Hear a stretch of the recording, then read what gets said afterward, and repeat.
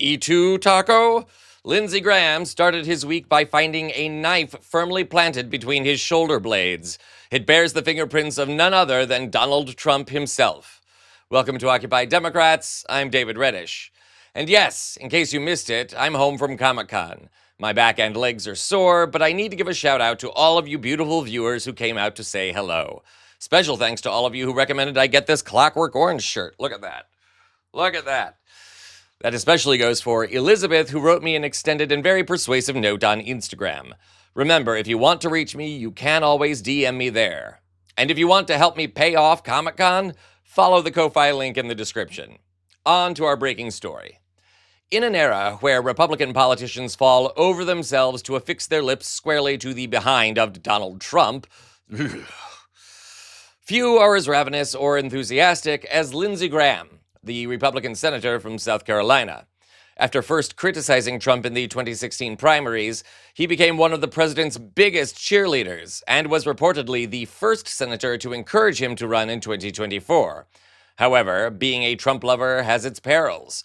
Over the weekend, Graham appeared on Meet the Press and was confronted by a montage of his own contradictory statements regarding Russian meddling in the 2016 election as he attempted to follow Trump's ever-shifting narrative, which now has Obama trying to rig the election. There was already a Trump-appointed special counsel at the time investigating the origins of the Russia probe. It did not find any evidence of political interference. And Senator, at the time, you agreed with the findings of the intelligence community. I want to play back what you said at the time. Take a look. Yep. The Russians did it. It was the Russians who tried to interfere in our election. Every member of the committee agrees it was the Russians. They didn't change the outcome, but they did release information embarrassing to the Democratic Party. It did affect Hillary Clinton. There's only one person in Washington that I know of that has any doubt about what Russia did in our election, and it's President Trump. Senator, are you now saying that you don't believe that Russia tried to interfere in the 2016 election? Well, what I am saying is that you left a lot out here. It's called the Horowitz Report. It's the Mueller investigation was crooked and rotten to the core. The Washington Post and the New York Times got a Pulitzer Prize for reporting on Trump's campaign's relationship with Russia. It was all BS. At the time, I didn't know any of that. At the time, I didn't know that they were manufacturing evidence to get FISA warrants. There was a confirmation bias. Durham didn't say there was no political bias. He said quite the opposite. He said every time a FISA warrant was sought in the Mueller world, they got it, and the errors made to get warrants in this space were a lot greater than they were in anything not involving Trump. But what I'm saying is that this is new evidence. This is something I didn't know, you didn't know, that in 2016, Obama suggested, I don't like the outcome that there's no evidence Russia was involved.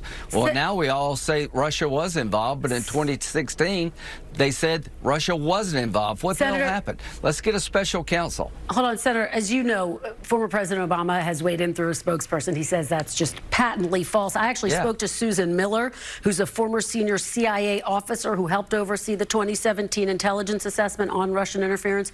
She says it's completely false that Obama or anyone else asked them to change or sway their investigation. She says they all, she says, and she's a Republican, says they all would have quit if that had happened. Senator, are you trying to rewrite history to distract from the Epstein matter, Senator? No, I'm trying to let you know and the media know that we found something we didn't know before. At the end of the day, I'm not calling for a prosecution against President Obama for treason, but I am calling for an investigation. Oh, Miss Lindsey, you're going to regret giving yourself over to Trump. Stay tuned. Regardless of his devotion to Trump and offers to shower together, at least I'm guessing, Graham has faced his own challenges. After standing with Trump during his primary win in 2024, Graham was actually booed on stage by MAGA supporters who see him as a warmonger, courtesy of his support for Ukraine. The same thing actually happened during a joint appearance with Trump in 2023, too. Trump's supporters heckled him during a speech. And now it appears that heckling is about to get much rougher for Lady Lindsey. The Daily Beast now reports that despite Graham's falling on his knees to Trump, Paul Dans, one of the architects of Project 2025, will personally launch his own bid for Senate in 2026, challenging Graham in the Republican primary. This comes as the second challenge to Graham from within his own party, following the announcement that South Carolina Lieutenant Governor Andre Bauer would also vie for the Senate seat. Bauer said, quote, "We have seen where the swamp is, and the swamp is the United States Senate.